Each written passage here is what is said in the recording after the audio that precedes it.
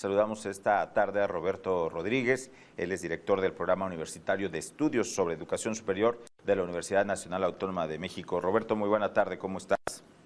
Muy buenas tardes, Adán. Muchas gracias. Gracias por la invitación y a la orden. Al contrario, gracias por estar aquí. Un regreso a clases de educación básica en el país, donde pues después de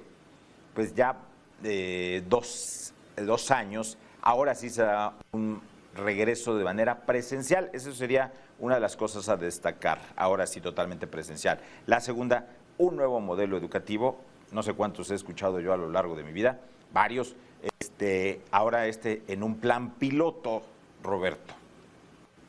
Así es, en un plan piloto, y tengo la impresión de que ese nuevo plan de estudios y sus programas se terminará de hacer al mismo tiempo que el piloteo. Del plan de estudios conocemos algunas ideas, lo que se llamó el marco curricular, una prosa intrincada y me parece confusa, insuficientemente digerida, pero no conocemos los programas de estudio, no conocemos tampoco los libros de texto que se van a utilizar, ni las metodologías, ni nada.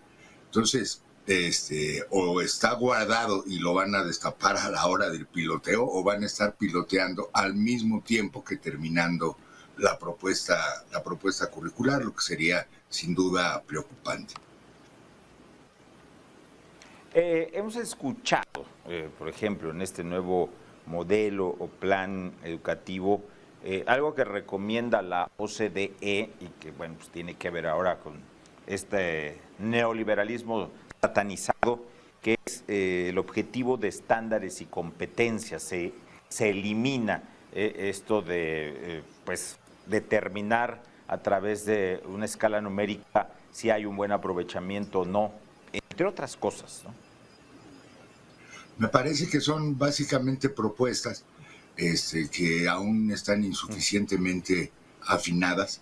Sería realmente de la mayor preocupación que los conocimientos que los niños y los adolescentes tienen que contar, pues en ciencias, en matemáticas, en las habilidades de lectura y escritura, fueran reemplazados por cualquier otro tipo de enseñanza y se les dejara fuera de esta posibilidad de aprender, porque eso tendría implicaciones muy lamentables en sus posibilidades de trayectoria escolar futura. Imagínense ustedes ingresar, a la preparatoria, a la educación media superior y después a la superior sin contar con esos fundamentos de conocimiento, aunque sean buenos ciudadanos, aunque sean socialmente sensibles, aunque sean también comunes en valores que son importantes, pues la democracia, la igualdad de género, todo ese paquete que está muy bien, es necesario reforzarlo, pero sin los conocimientos disciplinarios habría una falla terrible. La educación a lo largo de muchos años en este país ha estado cargada, tiene su carga ideológica, desde la educación donde se ensalzó a la Revolución Mexicana, porque tal vez así convenía a un modelo político en su momento, pues no deja de tener su carga ideológica por quien está en el poder. ¿Qué será necesario para que la educación en nuestro país no tenga estas cargas tan ideológicas que no ha dejado? Por eso repito, no es exclusivo en esta ocasión, no las deja de tener. Las tiene en todo el mundo y principalmente en asignaturas como la enseñanza de la historia nacional o como la enseñanza de la historia universal. Eso va a repetirse en cualquier país en el que uno examine el currículum. Eso es una cosa. Y otra cosa es volver eso, digamos, la comunicación propiamente ideológica, política y de valores, como el centro de la enseñanza. Se puede combinar, por supuesto, pues con un aprendizaje adecuado de las disciplinas científicas, humanísticas, de las matemáticas y tener esa parte que es la que forma ciudadanía, pero suprimir, digamos, cancelar la posibilidad de aprendizaje de matemáticas, ciencias, etcétera, y darle prioridad a lo ideológico es lo que haría una muy mala combinación. Esta intención también de suprimir los grados, intercambiarlos por fases, ¿qué implicaciones tiene, no tanto sí hablemos del estudiante, pero el docente cómo va a tener que procesar todo esto en este piloto? No tiene ninguna implicación. Lo de los grados no se reemplazan, no se sustituye. Tiene que haber, como siempre los ha habido, primero, segundo, tercero y así sucesivamente. Y lo que hay es una, digamos, propuesta de entender combinaciones de grados como fases de aprendizaje. Esto ya venía operando desde el año 2011, pero es simplemente una propuesta didáctica más que una propuesta de cambio en la administración de la educación. Esta pandemia, estos 2 años de educación a distancia y estar tratando de aprender así, nos va a dejar alguna generación o algún fragmento de esta generación con atrasos importantes en su educación y en su formación. Esta es o debería ser la oportunidad de que eso no suceda, pero el riesgo es tremendo. Y es el problema principal de la educación. Los niños que hoy entran a primero de primaria no estudiaron preescolar para acabar pronto. No cuentan, digamos, con esa base, fundamento que se considera algo muy importante en términos de aprendizajes tempranos y también de socialización. Los que hoy entran a tercero es probable que no sepan leer y escribir o no de manera adecuada. Los que entran a quinto de primaria con buena suerte saben sumar y restar. De ese tamaño es el problema que hoy tenemos. El confiar que la estrategia de aprende en casa, las clases por televisión, lo que los maestros pudieron hacer para cuidar sus grupos a través de teléfonos celulares o de otros medios, sin duda alguna no va a ser suficiente.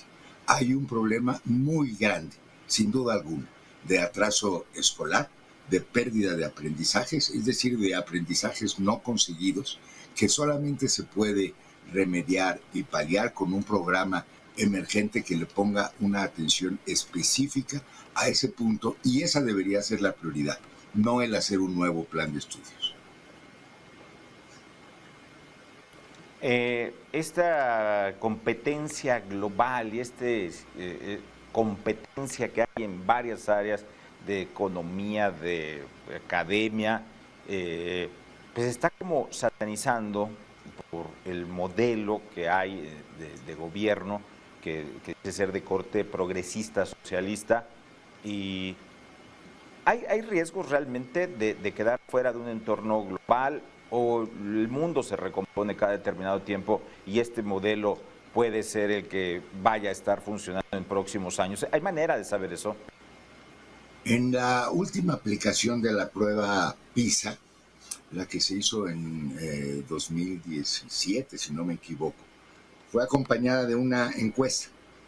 Y esa encuesta buscaba, entre muchos otros aspectos, sacar cuál es la expectativa que tienen los padres sobre el futuro de sus hijos. Y la gran mayoría, la enorme mayoría, quiere que lleguen a ser profesionistas. Y eso independientemente de si son estratos ricos, estratos pobres, si son rurales o si son urbanos. Hay en la sociedad una expectativa para que la educación sirva a los hijos para tener un mejor futuro que el de los padres. En la medida en que eso no se esté cumpliendo, o que se busque sustituir por una imagen idílica o utópica de lo que deberían ser las comunidades en México, a quien se le está dando la espalda es a la sociedad en su conjunto, a los padres de familia y a la niñez. Y eso me parece que es muy grave.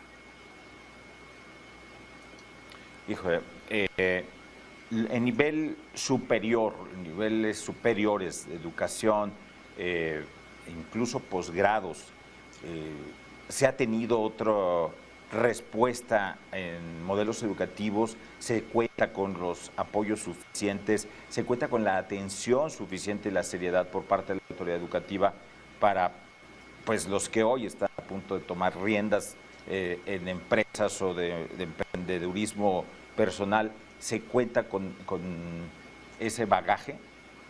Es muy heterogéneo. En el país contamos con un sistema de universidades públicas autónomas que es bastante sólido, de donde provienen pues, principalmente las profesiones que todos conocemos, pero también los científicos. Tenemos un sistema grande y me parece que también potente de educación superior tecnológica, formada por los institutos tecnológicos, las universidades tecnológicas y politécnicas, que fue construido a lo largo de muchas generaciones. Y también un sistema de educación de las escuelas normales que tienen esa posibilidad de formación a los futuros maestros. El problema es que ese sistema de educación superior, el público, ha venido disminuyendo en sus posibilidades de consolidación y de crecimiento, porque ya tenemos 4 años con presupuestos que no son suficientes para mejorar la cobertura, la calidad y la pertinencia de la educación superior pública. El haber apostado por universidades de nuevo tipo, las universidades para el bienestar Benito Juárez, no fue una solución a los problemas que tenemos de formar a los profesionistas del futuro, que en el futuro pueden llevar a cabo las tareas que las profesiones demandan. Y ahí se nos cruza también con narrativa actual de que todo debe ser prácticamente gratis, ¿no? Que debe ser gratuito. Entonces, allegarse de recursos para las universidades está siendo complicado porque no pueden cobrar grandes cantidades a los alumnos, son públicas, pero también sus investigaciones, sus trabajos tampoco son, digamos, comprados por iniciativa privada o por gobiernos para poder tener autofinanciamientos. Hay círculos viciosos, creo yo, importantes. No sé cómo lo veas tú, Roberto. Que se pueden romper con financiamiento público suficiente. No es que las universidades no quieran ser gratuitas, o los institutos tecnológicos, o las normales que también tienen que cobrar, o las universidades politécnicas, todos tienen que cobrar para sobrevivir. Entonces, si hubiera un financiamiento suficiente, podrían ser gratuitas. No es un problema de un enfoque comercialista o mercantil o algo por el estilo, no, es estricta supervivencia. Ya. Híjole. Vaya, veremos, me quedo también con esta parte, hace un momento que me decías, este plan piloto terminará igual que el pilotaje, y hablar ahorita de resultados nos puede resultar complicado, pero hay una situación que, digamos, podría decir yo, no pinta muy bien, digamos. Sí, yo digo que hay retos y riesgos, ambos, que son atendibles. Uno es el riesgo sanitario, no nos olvidemos, la cosa no se ha terminado. Sí. El regreso masivo de estudiantes a las escuelas va a ser complicado. La aplicación de medidas como la sana distancia, incluso los cubrebocas para todos, la ventilación cruzada, lo que ya sabemos, va a ser difícil. Sería muy conveniente que hubiera ahora sí una campaña masiva de vacunación para los niños y los adolescentes y los maestros en las escuelas, que garantizara que no va a haber posibilidades de riesgo epidémico en este retorno a clases. Eso sería muy necesario. Sería muy necesario un programa intensivo para la recuperación de los aprendizajes. No es suficiente con diagnosticarlo, aunque hay que diagnosticarlo. Y entonces las prioridades deberían ser ubicadas en el lugar que éstas tienen. Y dejemos el cambio de plan de estudios y los programas nuevos para una mejor ocasión. Eso es lo que yo pienso. Pues Roberto Rodríguez, director del Programa Universitario de Estudios sobre la Educación Superior de la UNAM, te agradezco mucho estos minutos con Mega Noticias MX. Al contrario, Adán, un placer, como siempre.